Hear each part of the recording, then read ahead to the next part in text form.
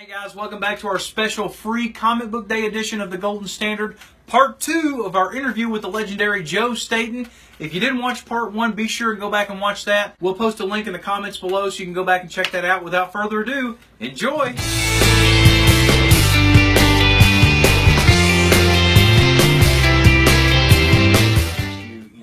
You've had such a long career. Are there any ideas, like maybe stories or anything that you were starting to work on that might have been that didn't actually come to fruition? Like, I know with the release of Action 1000, we got the Jerry Siegel and Joe Shuster Superman story that was unpublished. Was there anything working on Green Lantern or any of the other books you worked on that almost happened, but maybe maybe the folks at DC were like, no, we're not doing that, or anything like that?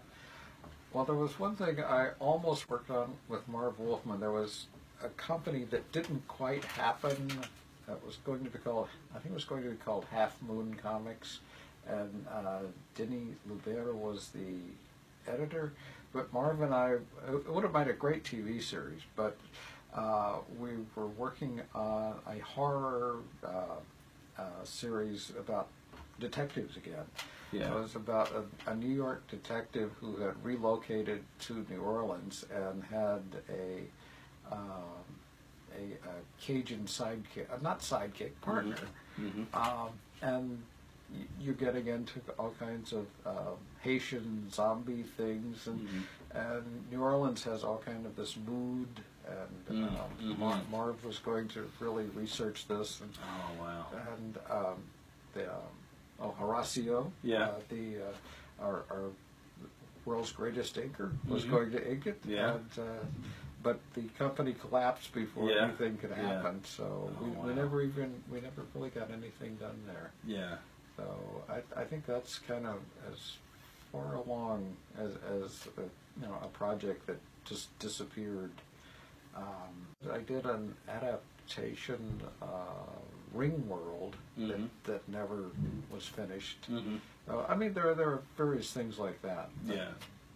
It seems like I kind of, most things I've managed to get done. Oh yeah, that's very evident. You're currently working on Dick Tracy, the comic strip Dick Tracy. You've been doing that since 2011. You and Mike Curtis won Harvey Awards 3 years in a row for Dick Tracy. How did that come about? How did you start with Dick Tracy, and then how did you end up on Dick Tracy? Well, I like I said, I have always wanted to do Dick Tracy, and every once in a while there'd be rumors around, that Dick Loker was going to retire or something, and the strip would be opening, and I sent samples, and never, it never happened. Yeah. So, but my buddy Mike Curtis in Memphis, well, he's in Arkansas now, but Jackson, Tennessee, another West Tennessee boy. We knew each other from shows, and mostly Memphis. And we were just talking, that I'm never going to get to do Tracy, and Mike wanted to do Tracy or something like that. So we decided, why don't we do a Tracy tribute, a website, and we were actually doing an entirely unauthorized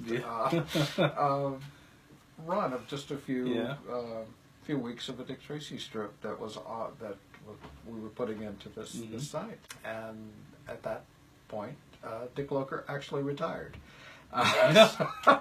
Perfect timing. And we were trying to stay out of trouble, so Mike was sending things to the Tribune, letting them know we were stealing their character, like that.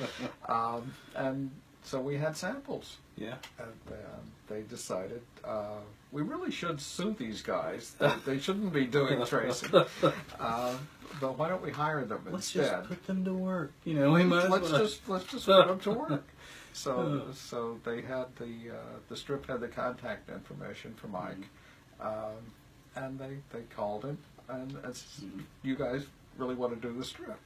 And he said, well, yeah. And he called me, and I said, yeah. And so we had how much did we have? Like a month's worth of strips, maybe a little more than that. So that was what we had done on the website. Gave us a little bit of a hit. To start on the dailies. Mm-hmm. So that was what we started off with. Mm-hmm. So it's a real fluke. Yeah. Yeah. I had the opportunity to go through some of the strips on the internet, and beautiful work, by the way. Thank you. What I find interesting about Let me. Go ahead. I just wanted to put the plug in. Yeah. Tracy's not in a whole lot of papers anymore. Actually, there aren't a whole lot of papers anymore. Yeah. But if you look at gocomics.com, That's where it was. Right. Yeah. Mm-hmm. All of our entire run is up there, is archived. So We'll put the link in the comments below, so you all can check. Definitely check that out. Yeah. It's beautiful. Currently, right now, Dick Tracy's crossing paths with Green Hornet. with a Green Hornet, I jumped off. I was like, "What, Green Hornet?" And then you guys did the Spirit too, right? we did a crossover with the Spirit. Yeah. So you've got to check out Dick Tracy and what they're doing over there. I mean, it's a fun spin on it. Another crossover that was a lot of fun is the Tribune had canceled the Little Orphan Annie strip a few years ago. Yeah. And it was canceled at the point that Annie had been kidnapped by pirates. So poor Annie was just left out there, carried off by pirates. Yeah. So Mike decided that Dick Tracy should deal with this and should save Annie from the pirates. Oh, that is awesome. And there was no problem because the Trib owned both characters, so we just did that one. Yeah. And that was a fairly long, complicated story. Yeah. It went well, and Mike is always bringing in more crossovers. Anything like the Spirit or Green Hornet, he properly gets the permissions from the people who own the copyrights. Yeah. We stay out of trouble with this. Yeah. It's amazing the things he crosses us over with. Yeah. Maybe Scooby Doo. Yeah, that might be next. I don't know. We can get that. We've never done a Scooby story, but there's a big dog who is an old Dick Tracy character. Mug, I think, is his name. Yeah. He's a big boxer kind of dog who looks a little bit like Scooby if Scooby was a lot tougher. Yeah. So we actually did a story with some of the teenage characters in Tracy solving a mystery with the dog. Oh, wow. And at the end, the villain said, "Well, I would have gotten away with this if it weren't for you stupid kids and your dog." So that was our tribute. That was your nod to Scooby Doo. That was our nod. That is awesome. To Scooby. Something I want to talk to you about Dick Tracy, and something I've noticed about the character. I mean, it's such an iconic, classic character. Been around since over 80 years, since 31. It seems that every artist that has worked on Dick Tracy puts their own spin on it, but he still has sort of that look, that classic look. Can you talk a little bit about how, and I'm talking about not just the yellow jacket, but like the facial features. There's like there's a look to Dick Tracy. Oh yeah. Can you talk a little bit about, how you came about putting your own spin on the look of Dick Tracy? Well, supposedly when Chester Gould was starting Tracy, he wanted him to be an American version of Sherlock Holmes. So Sherlock Holmes has a distinctive profile. Yeah. And so Gould was following that to start with. But once you draw anything, it changes while you do it. It changes over the years. So as he was doing Tracy, the features got sharper. And sometimes his head would be more square, sometimes not quite so square. And Tracy has changed, not changed, but varied a lot over the years. And one thing I've always done, just for doing, is working on that Tracy profile. And Gould drew him in profile more than anything else. Yeah. it's a challenge to draw a straight-on shot of Tracy. Yeah. But Gould did it sometimes, and I do it. I do like trying to figure out how to do it.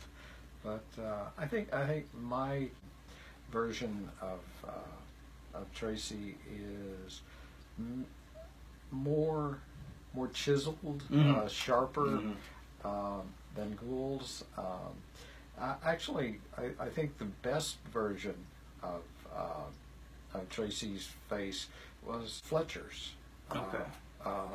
Because he had more personality in that, and mine is kind of more dignified than expressive. Yeah.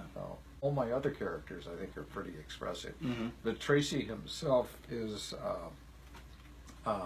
very, kind of rigid. Mm-hmm. But I think that's his personality Yeah. too. Oh yeah. Yeah. What part of your work are you the most proud of? Like, are there certain parts of your work that you look back and you have like a deep emotional connection to, or you say, I'm really proud of that. Mm-hmm. That's my baby.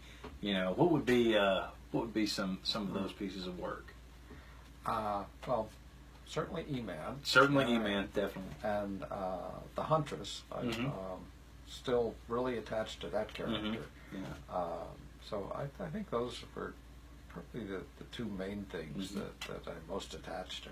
What does Joe Staton do when he's not drawing? When you're not at the drawing board? What do you enjoy? Like, what do you, aside from drawing, which we know, but what do you like to do when you're not in the studio? Well, that doesn't happen a lot. That doesn't happen a lot.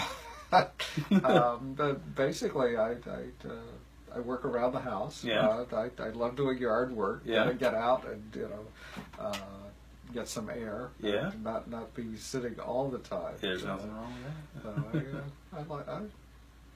At one point I had plans for doing lots of work on the house. Yeah. Yeah. Have a lot of windows that need work. Yeah. But somehow I don't really have the time to get into all those things. So the house kind of holds itself together, and I do my yard work. Yeah. I'd say the strip probably takes up a lot of your time. Is it a little bit different than working like on a monthly title? Is it a little bit more pressure? It is. It's always there, and I like I talked to Ramona Fraden about this at one point. She used to do Brenda Starr. We figured somehow there's a rule that if you take off the strip for a week, you're suddenly 4 weeks behind. Yeah. We can't figure out the math, but Wow. But it just it gets away from you really quickly. That's, wow. And when she was working, there was no email or so everything was shipped in. And if she wanted to be she wanted to take a vacation or things, she had to actually ship in a couple of months worth of strips before she could be out of the studio for a week or so. Oh my gosh. Something like that. I mentioned the computer stuff, that if it weren't for that, we would never get this strip done. I mean, Mike Curtis, my writers in Arkansas, Shelley Plager, who's the inks the dailies, is in Oregon, and our colorist Shane is outside Detroit. The syndicate is in Chicago. The digital distributors I think they're in Texas now. Then if we weren't able to email things back and forth constantly, there'd be no way that we could keep up with this. It'd be a challenge. And there have been times where we've had to suddenly redo a week's worth of strips or something, and if it weren't for us being able to just instant connection, zap everything back and forth, there's no way this could get done. So I guess we hit it at a time where we could actually do it. Get it done. When Gould was doing it, he had a whole crew of people working at his farm in Woodstock, Illinois. So we've kind of recreated that. We're just not in the on the farm, not in the same building. You're in like a cyber farm. We are in a cyber farm. Yes. Oh, and the animals in the farm are all emojis. that's That's true. That's Yes. true. Joe, we want to thank you once again for taking the time to do this interview. I know you just got in. This will, as we're taping this, tomorrow is Free Comic Book Day, so we've got a huge... Well, I hope everybody came down and had a great time. Yes. We were going to try to get this up either on Free Comic Book Day or Monday. But we've got a big day tomorrow. Going to be a ton of people here. Let's hope so. Yeah. Oh, it will be. That's the idea. It bring, will. Bring people in, buy comics, have a good time. This guy is awesome. You guys got to hang out with him if you ever get a chance. Be here. Come here for Free Comic Day. Yeah. You will. So, Joe, thank you for coming out for Free Comic Day. Thank you for being on this episode or webisode of the Golden Standard. Go check out gocomics.com. GoComics.com. Check out his Dick Tracy run. It's beautiful. It's fun. It's Dick Tracy, and right now he's with the Green Hornet. He is with the Green Hornet. You can't beat it. Yeah. This has been another edition of the Golden Standard. Joe, good to talk to you. Good to talk to you. You guys take it easy. We'll see you. Free Comic Book Day. Bye.